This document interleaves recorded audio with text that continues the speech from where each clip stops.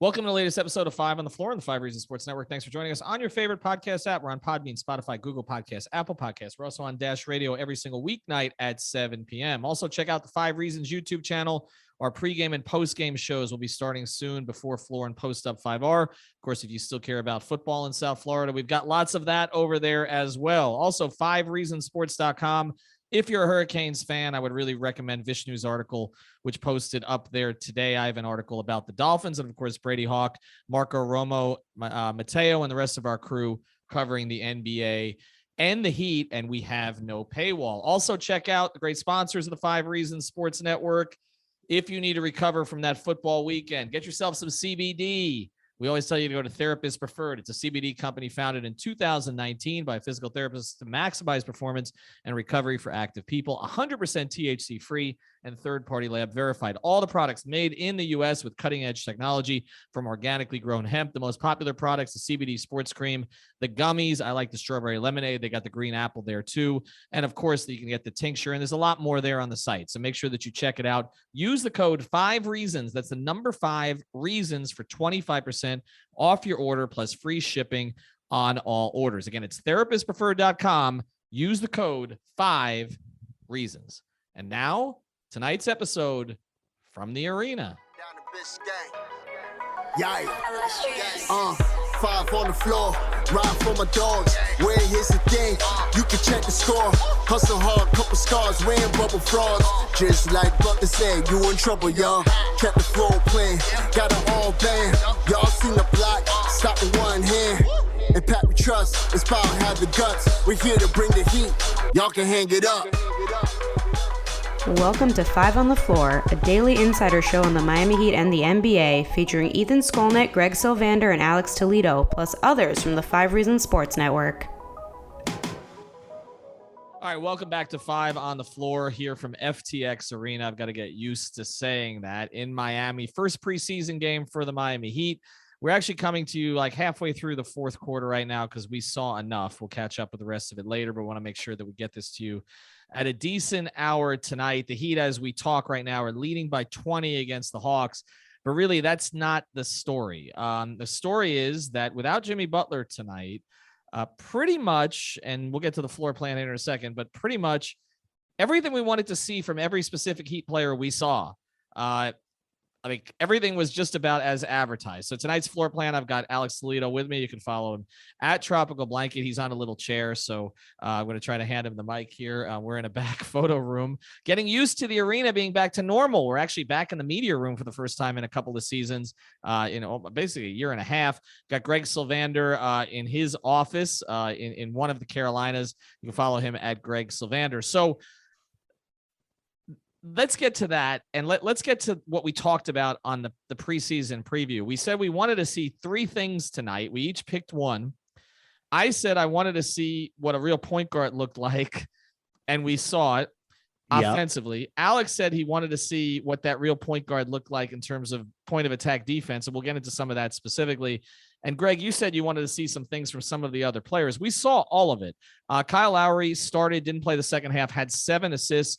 And I'm sorry, I keep saying this. He looks like number 10 to me. I know he's wearing number 7, but he looks like number 10 from the late 90s. Kyle Lowry is able to push pace without running. He does it with hit-ahead passes. He does it by seeing the court. He gets the ball into Bam, and when Bam sends it out, he sends it back in. And that wasn't just on the lob for the dunk, but also a couple of plays that weren't finished. Bam had a strong game. Bam looks fit and strong. And of course, the other thing we saw, PJ Tucker, making corner threes in transition from Kyle Lowry. And then we saw Tyler Herro, who was in the starting lineup for Jimmy Butler tonight, which is not something I think you'll see during the regular season. And he was terrific tonight. He had 16 after the first quarter. And we talked about it after the scrimmage, Brady and I did, that his legs look live. He looks refreshed. He looks like there's a burden being taken off of him. And I keep saying I think he's going to lead the team in scoring. We'll get to Alex here in a second. But from your view of it from afar tonight, Greg, what jumped out? Well, Cocky Heat fan is back because we're doing a podcast in the middle of the fourth quarter of a game. So that is absolutely where we start. Everything went right. I can't emphasize enough that like everything we've discussed, all of the different varying factors and all of the influences that we talked about Kyle bringing. He brought Bam looked electric. Tyler Herro looks like the game has slowed down for him in ways, and we're going to make a lot of firm declarations after one preseason game. But I mean, from what I talked about on the last episode, I really like what we saw from not just, Max Strus, PJ Tucker, who left the game with a right groin strain, and we'll see what happens there. But Gabe looked good at times. I think Markieff Morris has some shape that he can get into, but Dwayne Dedmon looked functional. So I think that they're going to have those pieces on the bench. But obviously there's a lot of basketball left to be played. Yeah, and we're going to talk a little about Caleb Martin here on this pod also, because he jumped out during the scrimmage. And I keep saying I think he's someone who is going to find his way to minutes. I'm not saying he's going to have a regular rotation role, but he's going to be somebody who's trusted. I think, Greg, you think early in the season, maybe more so. But he had a couple of sequences today. You're like, that's a two-way, deflections, making the right pass, seems to understand pace. And defensively, he seems to be in the right place quite a bit. Alex was sitting next to me for the game. We're actually back in our regular seats, which we like. Not perched up way up high. What jumped out to you?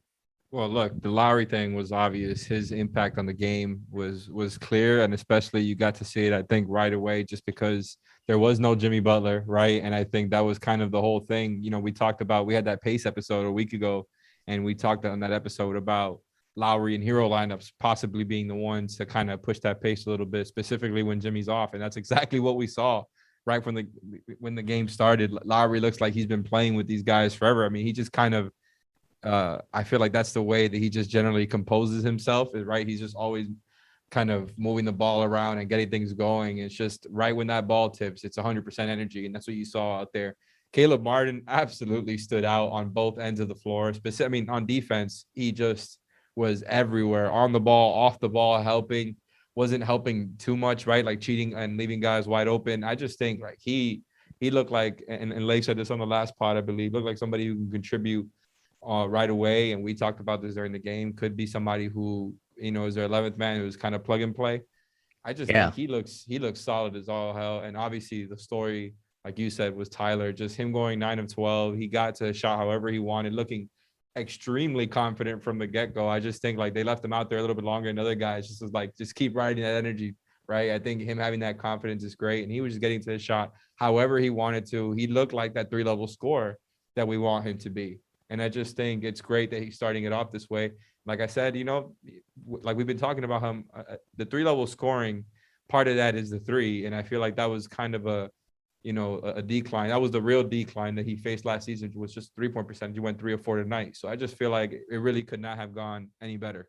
Yeah. I mean, 9 of 12 from the field. He got 6 free throw attempts. I don't think we should not make light of that for Tyler Herro. And I mean, for them to shoot right now, they're at 18 3-pointers made, 48%, like that, like they're shooting lights out. So there is some make or miss elements to this. Yeah. I mean, and that's one of the reasons we wanted to do this pod during the game, because I think we really want to focus more on what happened in the first half. And if you look at the first half, they shot 60% overall with 18 assists. I mean, when is the last time that a Heat point guard had 7 assists and a half? And again, I don't want to do this thing where we're comparing to Dragic all the time, because it's just, he's a different type of player. But I mean, I'm going to go back to the late 90s. Like they just have not had that kind of player, and they're not cheap assists either. They're read the floor type assists from Lowry. I think the other thing that was significant tonight, and after the break, we'll get into specifics about a couple more players, Robinson, Strus, and the bench as a whole. But I think the biggest thing tonight was, and again, we're doing this in the context of a town that's beaten down from a sports perspective because of football and all the rest of this. But there was an energy in the building tonight. It wasn't totally full, but there was an energy in the building that was really positive tonight. And, and part of it is everything's sort of back. The concessions are back to normal. It just feels like a regular experience again. But it's also your first preseason game, I think, for a team that is being put together as indifferently than it was before, is important. I think for the fans to kind of get a sense of, okay, this is going to be different than last year, but also for the players. I think the players going out there without Jimmy and seeing how they can move the ball, seeing how they can get into offense, seeing how they can defend. They did a really good job on Trae Young. I know maybe after the break, Alex will get into a little bit more of the specifics of Lowry's defense and things we should watch this year, because we were talking about it during the game. But the fact that things worked tonight, I don't care about the final score. It's just that everything we wanted to see. Does Bam look stronger and more aggressive? Yes. Does Tyler look freer and stronger? Yes. Right? Do Strus and Vincent look like they belong on the court? Yes. Does Duncan still look like Duncan from a 3-point shooting perspective? Is Dedmon still sort of standing there taking up the right kind of space? Yes. And then also KZ hit 2 threes. We can't forget that. And then here's the other thing. But we mentioned like Caleb Martin. This is significant because my biggest concern about this team has been the depth. Well, if you plugged a hole with a two-way guy who plays more like a minimum guy that on your bench, you've kind of filled one of those roster spots that we are concerned about, the Haslam Oladipo Okpala roster spots. So it really, they're not all going to go this way, but I said it really couldn't have gone any better. All right, after the break, I want to get into some of the specifics of Lowry with Alex, particularly from a defensive perspective. I think it's interesting to kind of touch on that stuff. Before we do, I want to tell you about another great sponsor of the 5 Reasons Sports Network. Tell you about this one all the time. If you have a small or medium business or you know someone who does, mention to your boss, mention to your friend, CPT of South Florida. They have been providing small and medium businesses with the technology they need for decades. They specialize in cloud hosts and phone systems and managed IT. They can help you save money on your monthly phone and internet costs. You'll actually get this promotion, 25% off cloud phone service, including free phones on the first 2 months of service free. If you mention 5 Reasons, deal with an owner, not a sales rep. You got to be able to be mobile these days. You can't, I mean, you see what happens today. Instagram and Facebook and WhatsApp shut down for a few hours and everybody panicked, right? Because everybody's on their damn phones. So make sure you've got the right IT when you get those phones. Okay. Reach out to TJ at CPT 954. That's 954-966-2766, 954-966-2766, or CPT-Florida.com. Greg just mentioned on the chat, Gabe Vincent's got 7 assists. He does look more like a point guard. I will say there are some times he gets up in the air and doesn't seem to know where to go. That's going to have to be solved. That drives fans crazy, and he's going to have to, but I did think him stepping into those first 2 threes. Brady talked to him yesterday about his form and it taking a couple of years to adjust to the adjustments, and that looked better. But I want to turn it over to Alex now, because we were talking about Lowry, watching Lowry defensively. What can Heat fans expect? Because you keep talking about point of attack defense, but he doesn't do it quite the same way as some other point guards. Yeah, and I think tonight was a really good representation of Lowry on the defensive end and what he brings, what he doesn't bring, just because Trae Young is obviously an A-list superstar at that position at this point, especially like just a young up-and-coming guy, while Lowry is 35. So you saw that that's the one kind of hole that Lowry has on the defensive end. And this is something that's not new for Heat fans at all, is struggling versus speedy point guards. So, but that's the one thing where it's like, there's a couple times where somebody like Trae, maybe De'Aaron Fox, John Moran are going to get by Lowry. But other than that, I just love the way that, he'll get hit with a screen and will recover, right? Like that big body that he has, that wide frame, that acreage, right? He's using it to kind of not let these guys get as much leverage over him when he's getting hit with the screens. And there was a couple times there where he recovered really nicely and got in the way of Trae's release a little bit, even though it seemed like, he had that opening. And I think it just was a little bit reflexive for me to be like, oh, wow, because usually once that player gets the opening like that, the jumper's going up and there's usually not somebody there to disrupt it. So I love what we saw there. The one thing as well, and shout out to David Ramil, because I don't remember who he had to hit on his podcast. I was talking about the Raptors and Lowry, and said that one thing he tends to do on defense is kind of play up a little bit too much. And I think with somebody like Trae Young, we saw him a lot of times, getting up over the 3-point line, which I don't know how often we'll be seeing him do that. Just, guys like Trae and Dame Lillard, you have to guard him like that. And again, it just is susceptible to Lowry getting blown by it. But I just think most of the time he was really doing his job there. And it's just impressive how well he moves for his age, the type of basketball he's played. And not only Lowry himself, but when he was off the floor between Vincent and Caleb Martin, that point of attack defense was on lock. Like, I just think those guys did a great job in that specific aspect. So I just think that whole, that aspect of defense for the Heat there's going to be a large improvement when Lowry's on the floor, when he's off the floor. It's interesting. You talk about the acreage, and that kind. No, because I appreciate Big Up, but here's the thing about that, because it's with Tucker also, and it's with Dedmon to a certain degree. This team is not a vertical team. It's a horizontal team. That's funny. It is. It's a horizontal team in the sense of they just take up space. They don't have a lot of high flyers other than maybe Bam. Jimmy But does even that too. Strus is built kind of wide and strong. Like it feels like that was a major emphasis for this group. And you watch it with Tucker. And here's, I think, a subtle thing that Heat fans should watch with Tucker this year. Bam is going to have more rebounds this season. And it's not necessarily because he's going to necessarily be a better rebounder, okay? Or it's going to be because PJ Tucker is going to basically throw his ass out there, okay? And throw four guys on the ground. And box guys out. He did it twice tonight early in the game with like a professional box out, which is, look, much love to Trevor Ariza. You're not getting that from skinny Trevor Ariza at age 36, okay? You are from PJ Tucker at 36. And so Bam's going to collect a lot of those rebounds because Tucker is just going to take up space. And I feel, again, these are subtle things that were missing last year. Jay Crowder did some of that, although I think Tucker's actually better at it. But they're going to be hard to get around. I just feel like from a rebounding perspective, they're not going to out jump you in a lot of cases, although I think Herro having a little more athleticism this year, Bam, etc. But they're going to be tough to get around. And I think, Greg, that's going to be a big thing for them this season. Like, again, if they can stay healthy, we see first preseason game, PJ's already hurt. I mean, this is what I'm saying. Like, they're going to have to nurse this thing a little bit. Right. But it is promising that they have some of those elements. Greg, we're going to close here soon because we want to get to some of the interviews, which we'll obviously get up on our YouTube channel and on Twitter. Do you have any final thoughts here?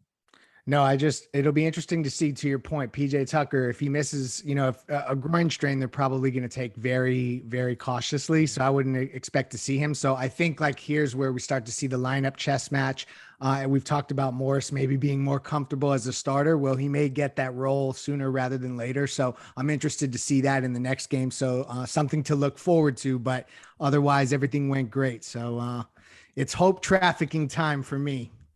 It's funny. We've been in this room, so we haven't noticed. What has Yurtseven gotten every rebound since we went into this little room? Because he's got 8 rebounds. He essentially, the rebounds find him, which is an interesting thing. How there's guys who they end up in those spots because he does not look bigger than anyone on the court necessarily in stature compared to other big men, but he's finding rebounds.